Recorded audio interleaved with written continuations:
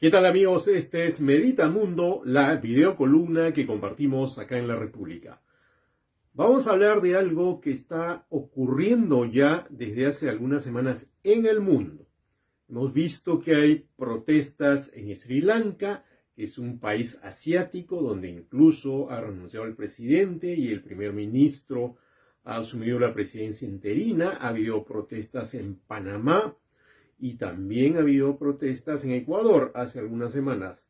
Hay un factor común en estas protestas. Si bien hay factores internos que las explican, en todas ellas el alza del combustible ha sido uno de los ingredientes fundamentales. Y eso no es casual, fíjense. Hay un alza en los combustibles a nivel global. Esa alza de los combustibles, como nosotros conocemos por penosas experiencias en el Perú, jala el aumento de precios de los alimentos y de otros productos básicos para la vida social y la vida de cualquiera de nosotros. ¿Por qué ocurre esto? Porque el combustible que se usa sirve para el transporte a través de camiones, a través de barcos, a través de aviones. Entonces, si el combustible sube a nivel global, entonces las cosas de primera necesidad también van a subir, no solo en el Perú, sino en todos los países. El combustible ha subido incluso en Estados Unidos, en Europa aún más. Y sobre todo sube en países donde no hay abastecimiento propio de hidrocarburos. Eso ocurre en varios países del mundo.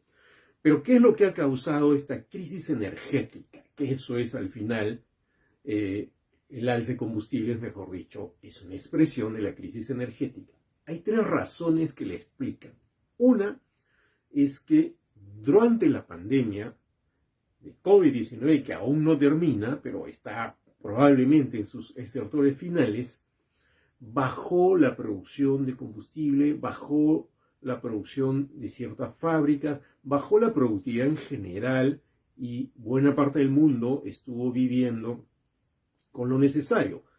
El comercio internacional se ralentizó y entonces bajó la demanda de combustible. Pero ¿qué ocurrió cuando la pandemia empezó a remitir? Que nuevamente se activaron las fábricas, se activaron el comercio y otras actividades, el simple uso de los autos, y entonces la demanda de combustibles subió.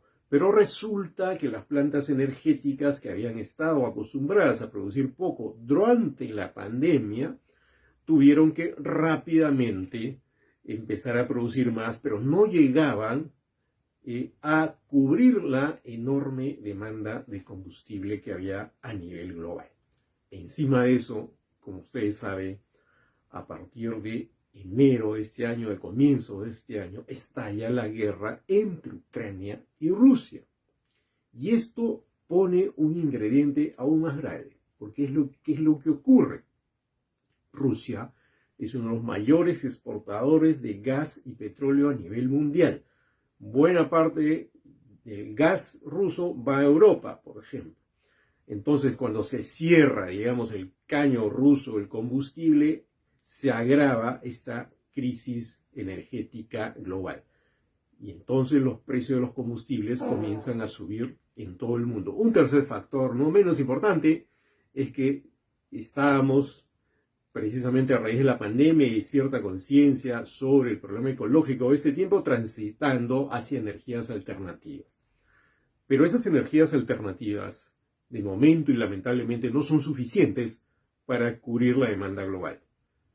Y entonces, en este momento estamos con una seria crisis energética provocada por estos factores y que están provocando estallidos sociales como los que vemos en Sri Lanka, en Panamá, en Ecuador. Ha habido también protestas en Haití por la misma razón, y protestas en Ghana, un país africano, y acá mismo en el Perú ha habido paros agrarios, ha habido paros de transporte.